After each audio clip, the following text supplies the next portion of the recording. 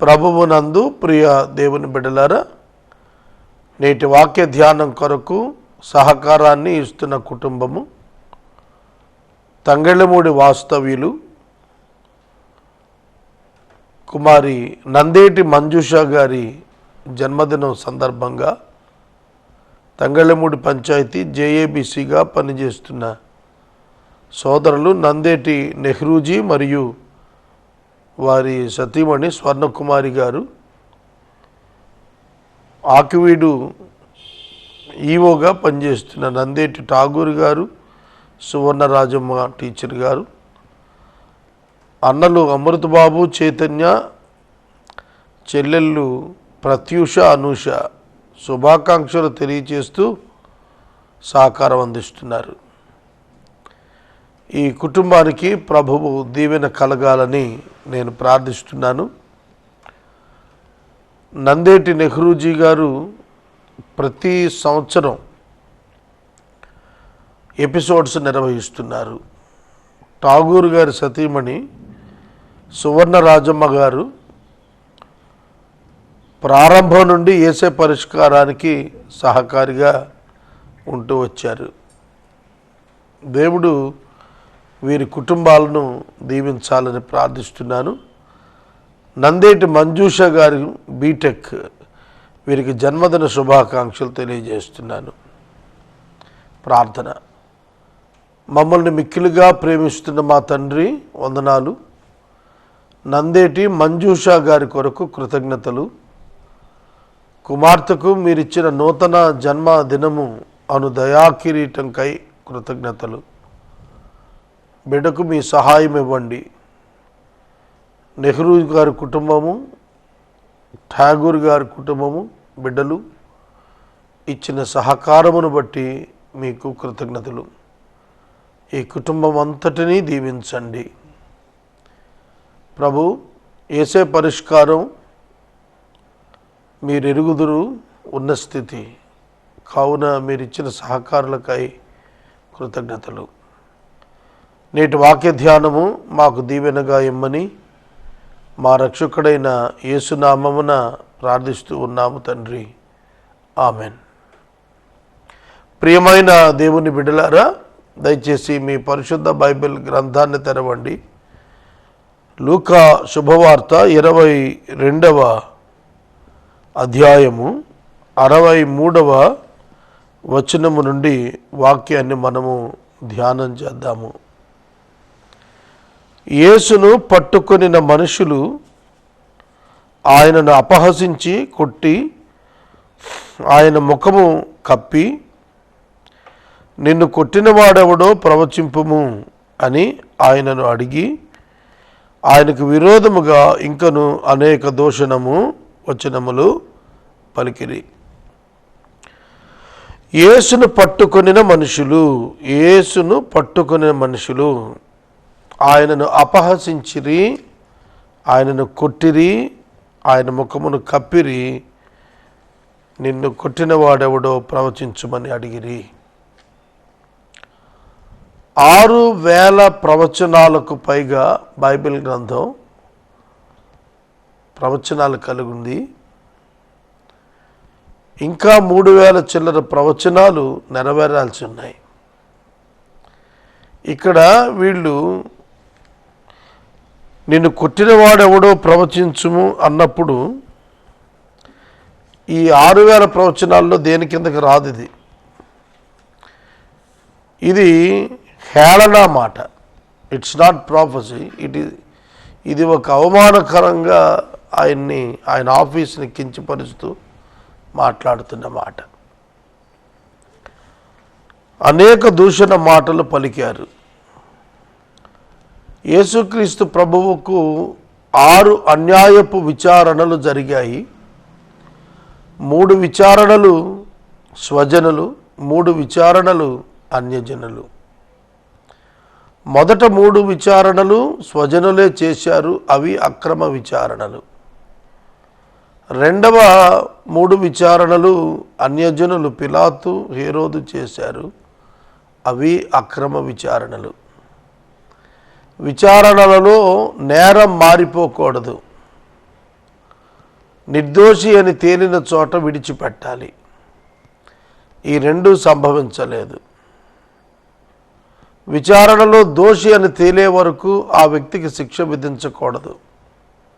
విచారణలు పూర్తి అయ్యి తీర్పు వచ్చే వరకు శిక్షించకూడదు. కానీ యేసుక్రీస్తు ప్రభువును శిక్షించారు, ఆయన హింసించారు.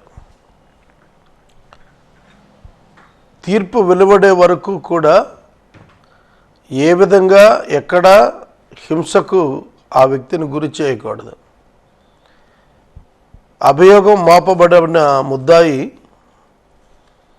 విచారణ దశలో ఏ విధంగా కూడాను గాయపరచబడకూడదు. కానీ ఇక్కడ చట్టాన్ని వ్యతిరేకించారు వాళ్ళు. ఆయన మీద ఉన్న అక్కసు, ఆయన చంపాలనేటువంటి ముందస్తు ఆలోచనలే వారు అలా అక్రమంగా పనిచేసేటట్లు చేశాయి. ఉదయం అయింది. ప్రజల పెద్దలు, ప్రధాన యాజకులు, శాస్త్రులు సభ కూడారు. ఆయనను తమ సభలోనికి తీసుకెళ్లారు. ఇది 3వ విచారణ. నీవు క్రీస్తువైతే మాతో చెప్పు అన్నారు. అందుకు ఆయన, నేను మీతో చెప్పిన ఎడల మీరు నమ్మరు, అదియుగాక నేను మిమ్మును అడిగిన ఎడల నాకు ఉత్తరం చెప్పరు. ఇది మొదలుకొని మనుష్య కుమారుడు మహత్యము గల దేవుని కుడిపార్శ్వమున ఆసీనుడుగునని వారితో చెప్పాను. దేవుని సింహాసనానికి కుడిపార్శ్వమున దేవుని కుమారుడు, మనుష్య కుమారుడు మహాత్యము కలిగినటువంటి వాడే ఆసీనుడవుతాడు, దాన్ని మీరు చూస్తారు అని వారికి చెప్పాడు. గమనించండి, నీవు క్రీస్తువైతే మాతో చెప్పు అని అన్నారు. యేసు మెస్సియానే, యేసు క్రీస్తే. క్రీస్తు అంటే అభిషిక్తుడు. అభిషిక్తుడు రావాలని వారికి తెలుసు. వారు చూస్తోంది అభిషిక్తుని కొరకే. కానీ అభిషిక్తుడిని వారు ఇష్టపడటం లేదు, గుర్తుపట్టడం లేదు. ఆయన ఇంకా ప్రశ్నిస్తున్నారు, నువ్వు మాతో చెప్పు చెప్పు అని. ఆయన అవునంటే వాళ్ళు ఒప్పుకోరు, మాట్లాడకపోతే చెప్పలేదంటున్నారు. కన్ఫ్యూజన్లో వాళ్ళుండి ప్రభువును అడుగుతున్నారు. అందుకే ప్రభువు చెప్పారు, నేను చెబితే మీరు వినరు, నేను అడిగితే జవాబు చెప్పరు. యేసు అడిగిన ప్రశ్నలను ఆలోచించినా వాళ్లకు యేసే మెస్సీ అని అర్థమైపోతుంది. అలా కూడా వాళ్ళు ఆలోచించరు. గమనించండి, ఒక సామెత ఉంది తెలుగులో, అమ్మా పెట్టదు అడుక్కు తిననివ్వదు అని. అమ్మా పెట్టదు అడుక్కు తిననివ్వదని. మరి పిల్లల ఆకలి ఎలా తీరుతుంది? యేసు నిర్దోషి అని ఎలా తెలుస్తుంది? వారు జవాబు ఇవ్వటం లేదు, వారు చెబుతున్న జవాబు వినటం లేదు. మనుష్య కుమారుడు మహత్యం గల దేవుని కుడిపార్శ్వాన్ని ఆసీనుడవుతాడు, ఇది మొదలుకొని అని వారితో చెప్పాడు. అప్పుడు వారన్నారు, నీవు దేవుని కుమారుడువా అని అడిగారు. అంటే వాళ్ళకు తెలుసు దేవుని కుమారుడు మెస్సియా దేవుని కుడిపార్శ్వాన కూర్చుండే అర్హతలు కలిగిన వాడేనని. మరి అటువంటప్పుడు ఆయనను ఎందుకు అంగీకరించలేకపోయారు? ఆయన జీవితాన్ని చూశారు కదా దగ్గరగా, తెలుసుకోలేకపోయారా? ప్రపంచ చరిత్రలో ఎన్నడూ అటువంటి అద్భుతాలు, అటువంటి ఆశ్చర్య కార్యములు, అటువంటి సూచక క్రియలు, అటువంటి బోధలు ఎన్నడూ ఎప్పుడు ఎక్కడ ఎవరు వినలేదు కదా, చేయలేదు కదా. అన్ని చూసి కూడా వాళ్ళు ఎందుకు తెలుసుకోలేకపోయారు? వారు పాపములో మూయబడ్డారు. వారు తీర్పు కొరకు వారి కనులు మూయబడ్డాయి. నీవు దేవుని కుమారుడువా అని అడిగితే ఆయన చెప్పారు, మీరు అన్నట్టు నేనే ఆయనను అని వారితో చెప్పారు. నువ్వు క్రీస్తు అయితే చెప్పు అన్నారు, నువ్వు దేవుని కుమారుడు అయితే చెప్పు అన్నారు. వాళ్ళు అడిగిన ప్రశ్నకి ఇచ్చిన జవాబే కదా. వాళ్ళు అడిగిన ప్రశ్నకు యేసు జవాబు ఇచ్చారు, అవును మీరు అన్నట్లే నేను దేవుని కుమారుడిని, నేనే ఆయన్ని అని చెప్పారు. వీళ్ళకేదో యేసు దేవుని కుమారుడు కాదని తెలిసినట్టు దేవుని కుమారుడు ఎవరో వీళ్ళకి బాగా ఎరిగి ఉండి ఈయన అబద్ధం ఆడుతున్నట్లు వాళ్ళు భ్రమలోకి వెళ్ళారు. పాపము భ్రమను కలుగజేస్తుంది. ఆ భ్రమలో యేసును గుర్తెరగలేకపోయారు. యేసు తనను గూర్చి తాను ఇచ్చుకున్న సాక్ష్యం వారికి వింతగా ఉంది, విడ్డూరంగా ఉంది, అబద్ధంగా ఉంది. ఇక మనకు సాక్షులతో పనేంటి? ప్రశ్న అడిగి జవాబును సాక్ష్యంగా పెట్టుకోవటం అది ఎంతవరకు గమనించండి. పోలీసు వారు తీసుకునే వాంగ్మూలాలు కోర్టు వారికి సబ్మిట్ చేసినప్పుడు జడ్జి వాటిని గురించి విచారణలో అడుగుతాడు. ఆ విధంగానే మీరు ఒప్పుకొని వ్రాయించారా అని. కాదని మ్యానిపులేటెడ్ మెటీరియల్ అదని చెప్పుకునే హక్కు ఎప్పుడు కూడా ముద్దాయికి ఉంటుంది. చాలా కేసెస్లో పోలీసులు వ్రాసిన ఛార్జ్ షీట్స్లో వారు ఆరోపించిన అభియోగాలకు రుజువులుగా చూపిన వాటికి విలువలేని వాటిగా కొట్టివేయటం అనేక సందర్భాల్లో జరుగుతూనే ఉంటుంది. కాబట్టి ఇక్కడ కూడాను వారు యేసుక్రీస్తు ప్రభువును అడిగిన ప్రశ్నకు వారు పొందిన జవాబుకి వారు యేసుని విడిచిపెట్టాలి. కానీ ఇంకా సాక్షులతో పని లేదు, శిక్షకి వెళ్ళిపోదాం అంటున్నారు. ఆయన తానెవరో చెప్పబట్టా వారు మరియను కూడా విచారణ చేసుకోవాలి. వాస్తవంగా ఈయన నేను దేవుని కుమారుని చెబుతున్నాడు, ఈయన ఎట్లా జన్మించాడు? మరియా నీ వచ్చి విచారణలో వివరణ ఇవ్వు అని కోరాలి వాస్తవంగా. ఎందుకంటే ఆయన మరియకు జన్మించాడు, యోసేపుకు జన్మించలేదనేది మరియ దగ్గర వాంగ్మూలం సాక్ష్యం సేకరించాల్సింది. కానీ అలా జరగలేదు. అందుకు వారు మనకు సాక్షులతో ఏం పని? అతని నోటి మాట విన్నాం కదా, యేసు మాటనే యేసుకు వ్యతిరేకంగా సాక్ష్యంగా నిలపటానికి యత్నం చేశారు ఆనాటి వారు. ఒక ప్రశ్న వినండి. 3 విచారణలు అక్రమము విచారణలు, 3 నిర్దోషని తేలింది, 3 నేరాలు మార్చారు. చివరిగా ఆయన ఇచ్చిన సాక్ష్యాన్ని ఆయన మీదే సాక్ష్యంగా అభియోగపరిచారు. ఒకసారి ఆలోచించండి. దేవుని కుమారుడని చెప్పుకున్న వాడిని ఎలా చంపాలి? రాళ్లతో కొట్టి చంపాలి. కానీ ఎలా చంపించారు? యేసును సిలువ వేయించి చంపించారు. ఎందుకు రాళ్లతో కొట్టలేదు? ధర్మశాస్త్రములో దైవదూషణకు రాళ్లతో కొట్టి చంపబడటం శిక్ష ఉన్నదని ఆ నాయకులకు తెలియదా? తెలుసు. వారికి తెలిసే వారు ఒక గొర్రెను వెతుక్కున్నారు. ఆ గొర్రె పిలాతే. అది మతపరమైన హత్యగా ముద్రపడుతుందని రాజకీయ హత్యకు టర్న్ చేశారు దాన్ని యూదా మత నాయకులు.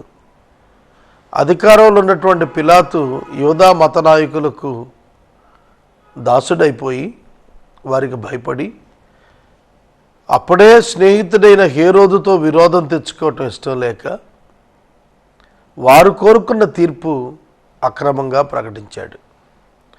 కనుక వారికి ధర్మశాస్త్ర ప్రకారం దైవదూషణకు మరణశిక్ష విధించుకునే అధికారం ఉండి కూడా వాళ్ళు ఆ శిక్షకు వెళ్ళలేదు. ఎందుకంటే యేసుపక్షంగా చాలామంది ఉన్నారు. ప్రజాగ్రహం మా మీదకెందుకు, పని కానిచ్చేయటానికి రోమా ప్రభుత్వాన్ని వాడుకుందామని ఆలోచన చేశారు. ఒక మాట చెబుతున్నాను వినండి.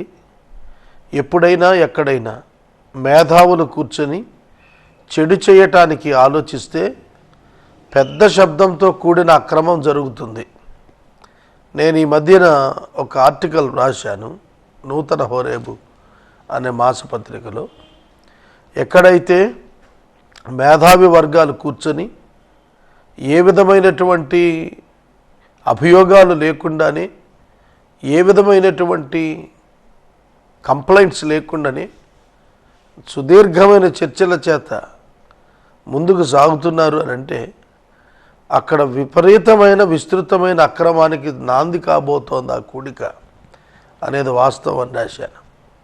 అవును, ఇజ్రాయేలు జనాంగములో పెద్దలు, మతనాయకులు, యూదా ప్రవిష్టులు యేసుని ఎలా చంపేయాలా అని ప్లాన్ చేస్తున్నారు. ఇక అక్కడ అక్రమం కాక ఏం జరుగుతుంది? ఎప్పుడైనా సరే మేధావి వర్గం కూర్చొని ఒక నష్టాన్ని, ఒక చెడును ప్రణాళిక చేస్తుంటే అక్కడ డబ్బు చేతులు మారుతుంది. ఇస్కరియోతు యూదాను గమనించండి. వాడికి కొంత డబ్బు పారేశారు, 30 వెండి నాణేలు. ఆ తర్వాత రిజరక్షన్ కప్పిపుచ్చడానికి సైనికులకు డబ్బు పారేశారు. యేసును సిలువ వేయమని కేకలు వేయటానికి డబ్బు పారేశారు. డబ్బు చేతులు మారుతుంది తెలుసునా? ఒక కుట్ర వాస్తవంగా మార్చబడాలనే యత్నం జరుగుతున్నప్పుడు డబ్బులు మారుతాయి. అంతేకాదు రక్తం కూడా చిందించబడుతుంది. యేసుక్రీస్తు ప్రభు అక్రమంగా ఇరికించబడి, అక్రమంగానే తీర్పు తీర్చబడి, అక్రమంగానే శిలువ మీదకి ఎక్కించబడ్డాడు. అది వాస్తవం. దానికి కారణం ప్రధాన యాజకుల యొక్క రహస్య కుట్రలే. ప్రధాన యాజకులు తమ యొక్క మనసులో ఉన్న ద్వేషాన్ని తీర్చుకోవటానికి ఆ విధంగా కుట్ర చేశారు. సోదరుడా, సోదరి, జాగ్రత్త. పదవీకాంక్ష, నేను గెలవాలనేటువంటి తపన, విజయకాంక్ష, విజయం నాకే దక్కాలనేటువంటి ఒక దురుద్దేశం మనిషిని తప్పులు చేయిస్తుంది, మనిషికి భ్రమ కలిగిస్తుంది, మనిషి కండ్లు మూసుకునేట్టు చేస్తుంది. Don't plot idiotic things in your life. మంచము మీద పండుకొని మోసపు ఆలోచనలు చేస్తున్న వారికి శ్రమ అన్నాడు కీర్తనకారుడు. అవును, చాలామంది మంచం మీద పడుకొని ఎవడి నాశనానికి ఏ విధంగా రచన చేయాలని ఆలోచిస్తుంటారు. చూడండి, ఇవాళ రాజకీయ వ్యవస్థ భ్రష్టు పట్టిపోయింది. భారతదేశంలో ఉన్నటువంటి పొలిటికల్ సిస్టమ్ కళంకమైన రీతిలో పనిచేస్తోంది. దాని గురించి మనం సోషల్ మీడియాలో ఎన్నో విశేషాలు వింటున్నాము. రిలీజియస్ సిస్టమ్స్ కూడాను కళంకం అయిపోతూ ఉన్నాయి. వ్యవస్థలు కళంకం అయిపోతే నీతిమంతులు కూడా చేయటానికి ఏం మిగలదు. అధికార యంత్రాంగమే కంచెగా ఉండాల్సిన వారు చేను మేసేస్తే కళంకమైపోతుంది వ్యవస్థ. వ్యవస్థను కళంకం చేస్తే కొందరికి ధనలబ్ధి, కొందరికి అధికార ప్రాప్తి కలుగుతుంది, కొందరి పదవులు నిలుస్తాయి. ఇది ఇవాళ తత్వం కాదు, ఇవాళ జరుగుతోంది కాదు. ఇది ప్రపంచ చరిత్రను బైబిల్ కోణంలో చూస్తే ఇవి పలు సందర్భాల్లో రుజువయ్యాయి.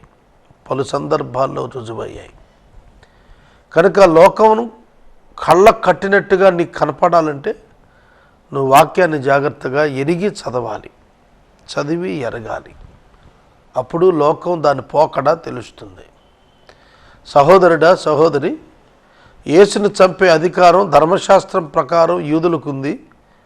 కానీ అలాగను చేయలేదు. ఎందుకంటే ఆ నిరపరాధి రక్తం మా మీదకు రాకూడదని లోపట ఉంది. కానీ నిరపరాధి అయినా మన పనికి అడ్డు తొలగించేసుకుంటే మంచిదనే ఆలోచన ఉంది. ఇవాళ అలాగే ఉన్నారు. ఎవరైనా ఒక నీతిమంతుడు అక్రమానికి ఎదురొడ్డి పోరాడితే వాడిని తొలగించేస్తే బాగుండని ఆలోచన చేసేవాళ్ళు లేకపోలేదు. దాని కొరకు కిరాయి హంతక ముఠాలు లేకపోలేదు. ఇది లోకంలో చరిత్ర, ఇది మానవులందరి యొక్క చరిత్ర. దీన్ని మనం సులువుగా లోకంలో కనిపెట్టగలం. 23వ అధ్యాయానికి వెళదాం. వారు సమాలోచన చేసుకుని పిలాతు దగ్గరకు తీసుకుపోయారు.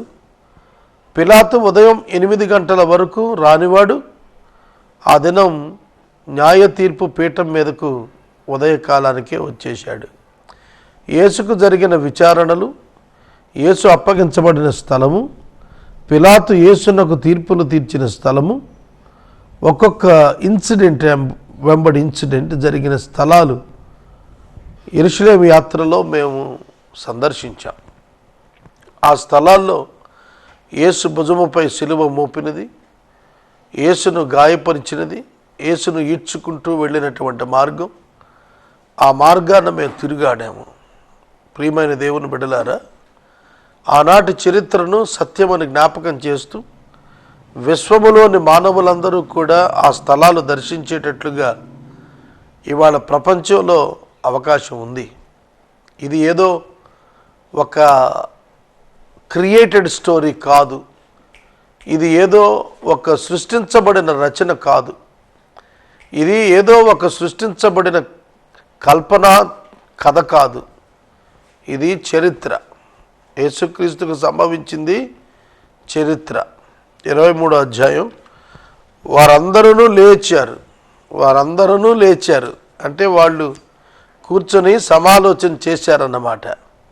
లేచి ఆయనను పిలాతు దగ్గరకు తీసుకుపోయారు.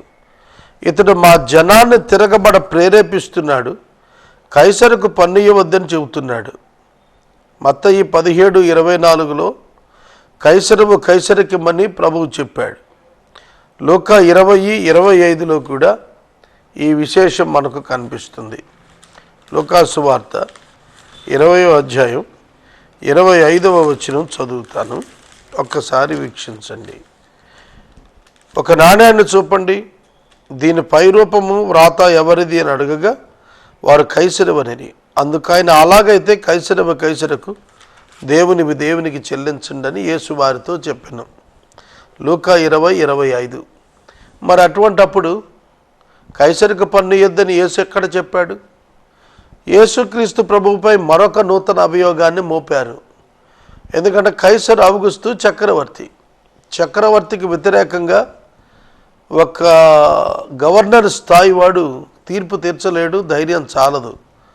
అందుకే అక్కడ ఆ ప్లేట్ ఫిరాయించారు. చూడండి, మత నాయకులు చాలా తెలివిగా ఉంటారు. మతాన్ని వినియోగించుకుని పని పూర్తి చేసుకోవటం వారికి వెన్నతో పెట్టిన విద్య.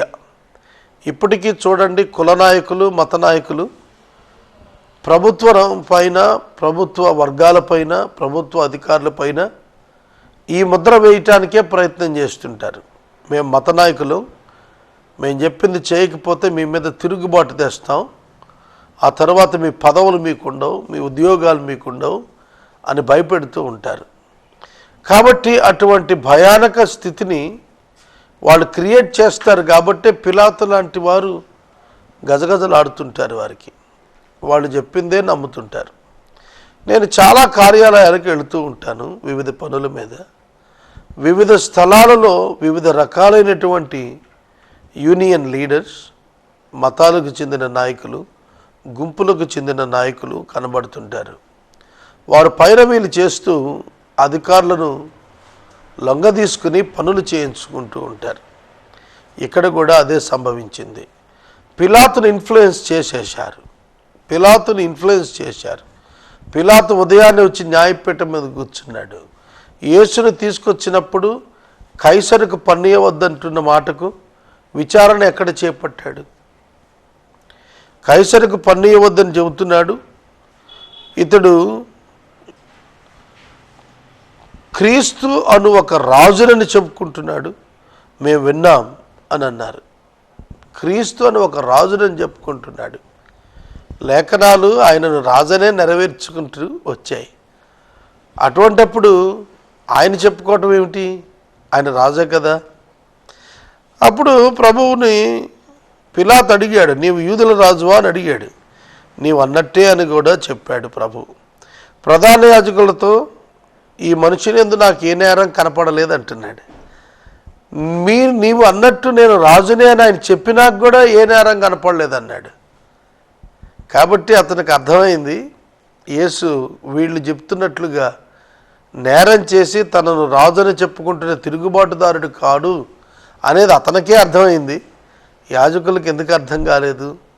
అర్థం కాదు. మరి కనబడుతున్నా కనబడనట్టుగా వెళ్ళిపోయేటువంటి తత్వం చాలామందిలో ఉంది, ఆనాడు వారిలో కూడా ఉంది. అప్పుడు మరొక మాట నేర్పించారు వాళ్ళు. గలిలయ మొదలుకొని యూదయ వరకు ఇతడు బోధ చేస్తూ అల్లరి రేపుతున్నాడు. ప్రజలను రేపుతున్నాడు. ఇతని మాటలు వింటున్నటువంటి ప్రజలు మాపైకి వస్తున్నారు. మతం పాడైపోతుంది. ప్రభుత్వానికి వ్యతిరేకంగా కూడా వీళ్ళు తయారు చేస్తున్నారు ప్రజల్ని. కాబట్టి మీరు చర్యలు తీసుకోవాలన్నారు.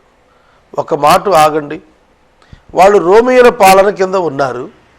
యూదా యాజకులు, మత నాయకులు, యూదా దేశంలోని మత నాయకులు వారి విద్యుత్ ధర్మం ఏం కోరుకోవాలి? ఇజ్రాయేలు యూదా వారు విడుదల పొందాలని కోరుకోవాలి. విడుదల పొందించడం కొరకు ఒక వ్యక్తి లేచి నిలబడి ప్రభుత్వానికి వ్యతిరేకంగా పోరాడుతుంటే ఆ వ్యక్తిని ఆహ్వానించవలసిన వారు పట్టిస్తారా? కనుక ఇది కుట్రతో కూడినటువంటిది.